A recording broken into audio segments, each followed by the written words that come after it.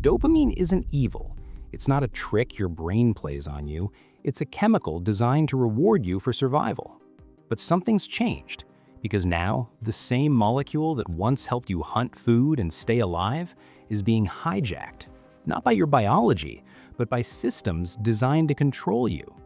You think you're choosing to scroll, to binge, to click next episode.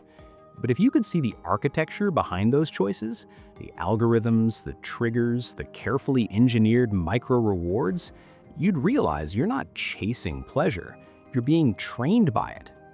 And long before social media or streaming apps, Friedrich Nietzsche saw this pattern, not in tech, but in people, in ideologies, in systems that promised comfort, safety, and instant satisfaction while slowly turning individuals into obedient cogs. He saw how societies use pleasure to tame the human spirit. That's why he didn't just attack religion, he attacked mediocrity disguised as virtue. He believed most people don't even realize when they've traded freedom for comfort, because the trade is dressed up as pleasure. Bread and circuses, likes and dopamine hits, quiet compliance. And it works, because unlike pain, pleasure doesn't provoke resistance, it invites surrender. The more harmless it seems, the more dangerous it becomes. Take a look around. Most people today aren't addicted to drugs or alcohol, they're addicted to convenience, to comfort, to validation. And none of these things are inherently bad, that's the trap. They're just good enough to keep you from wanting more. Nietzsche described this as the problem of the last man, the final product of a society that worships comfort above all. The last man doesn't suffer, doesn't strive, doesn't aspire to greatness. He avoids pain, risk, and uncertainty. He's happy by modern standards, but Nietzsche considered this the end of evolution, not progress, decay. He wrote about it in Thus Spoke Zarathustra. The last man blinks. That's all he does. He blinks. He doesn't rebel. He doesn't create. He doesn't desire anything beyond what he's been given, because he's been conditioned to believe that comfort is the peak of existence. This isn't just about philosophy. It's a psychological design flaw. Modern life exploits what neuroscientists call the dopamine loop. You get a small reward, likes, sugar, porn, shopping, and your brain wants more. But each time, it takes more to feel the same. So you scroll faster, you binge longer, you chase shorter highs with less effort. And the people designing these systems, they know exactly what they're doing. You're not addicted to the thing. You're addicted to the anticipation, the variable reward schedule, the idea that maybe the next scroll, the next video, the next message will finally satisfy you. It won't. That's the point. Nietzsche didn't have TikTok or YouTube or dopamine research, but he didn't need it.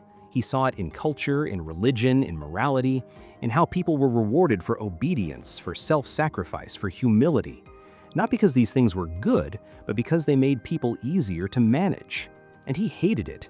He called it slave morality, a system where suffering is noble, pleasure is guilt-ridden, and power is evil.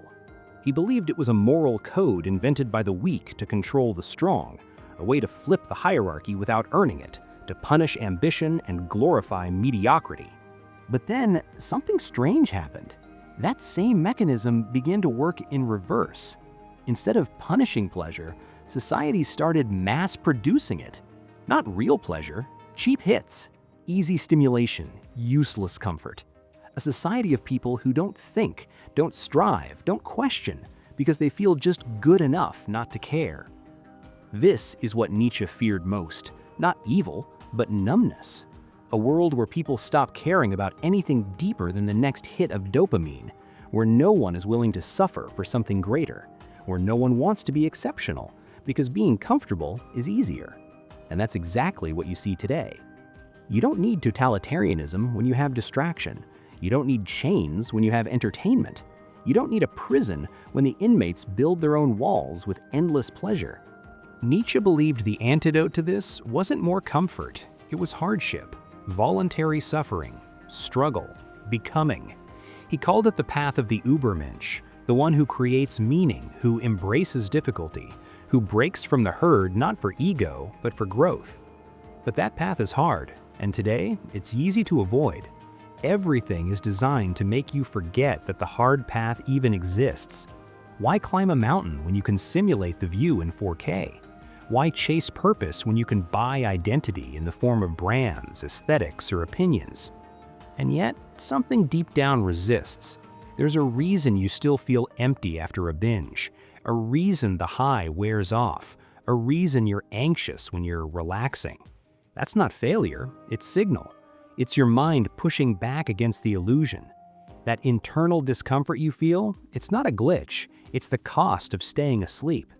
The more you numb yourself with pleasure, the more your capacity to feel anything real starts to decay. Dopamine isn't the villain, but dependency is. And that dependency is being engineered, scaled, and sold back to you under the label of convenience. Nietzsche believed that most people would never escape this loop, not because they couldn't, but because they didn't want to. He called them the herd, content to follow, terrified of standing alone. The herd wants comfort, predictability, and validation. The Übermensch wants truth, even if it hurts. And in the modern world, this divide has only grown more extreme. Every platform, every feed, every notification is designed to keep you on a leash, but not through fear, through ease, through instant, low-effort gratification. Why question your life when you can get a dopamine hit every time you pick up your phone? The truth is, we've mistaken pleasure for meaning. And that's not new, it's ancient. Nietzsche saw it in religion, in the promise of paradise in exchange for obedience, in the glorification of suffering as virtue. But he wasn't trying to destroy belief, he wanted to rebuild it, from the ground up, with honesty, with courage, with something that doesn't require submission to survive. And that's the key. Most people don't realize they're submitting, because the system never asks you to kneel. It just asks you to stay entertained, to stay passive, to never disrupt the pattern. But the moment you say no, even privately, it begins. The process Nietzsche called becoming. Not a moment, not a spark of inspiration, but a transformation. Slow, brutal, necessary. It starts when you question why the easy things leave you feeling worse, when you notice that every time you're about to do something hard, something meaningful, a distraction appears. When you realize your resistance isn't to the task, but to the fear of discomfort it brings. Nietzsche understood this, that real freedom doesn't feel good at first. It feels like chaos, like loneliness, like disillusionment, because you're no longer running on autopilot. You're not outsourcing your purpose to someone else's idea of success. And this kind of freedom, it can't be sold. That's why it's dangerous. That's why it's rare.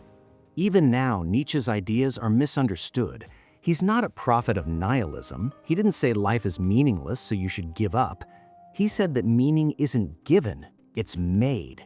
And it's only made through struggle, through rejection of easy pleasure, through confronting the abyss without flinching. That's the opposite of what you're told today. You're told to treat yourself, to avoid anything that feels hard, to chase dopamine under the illusion of self-care. But there is no algorithm for growth, no shortcut to becoming who you're meant to be. And Nietzsche knew that if a person could just endure that discomfort long enough, not escape it, not numb it, but face it, they'd become something unrecognizable to the herd. Not better, not special, but free. Because while everyone else is chasing momentary pleasure, you'd be doing something different. You'd be building the muscle to choose discomfort when it matters, to say no when it's unpopular, to create when it's inconvenient. And in that space, beyond the loop of dopamine and distraction, real life begins. Most people won't go there. That's what keeps the system running. But a few will, and they'll feel everything more intensely. Pain, joy, meaning, loss. They'll see the illusion for what it is and stop needing it. That's what Nietzsche wanted, not a world without pleasure, but a world where pleasure doesn't own you. A world where meaning isn't diluted by comfort, where freedom isn't found in escape, but in the decision to confront reality without anesthesia. So if you feel like something's off, if you're scrolling, consuming, binging, and still feel hollow, good. That feeling is a sign you're waking up. Now the question is, what will you do with it? Because nothing's coming to save you. And that's not a threat, that's the beginning of real freedom. And once you feel that, you won't trade it for anything, not even pleasure, especially not that.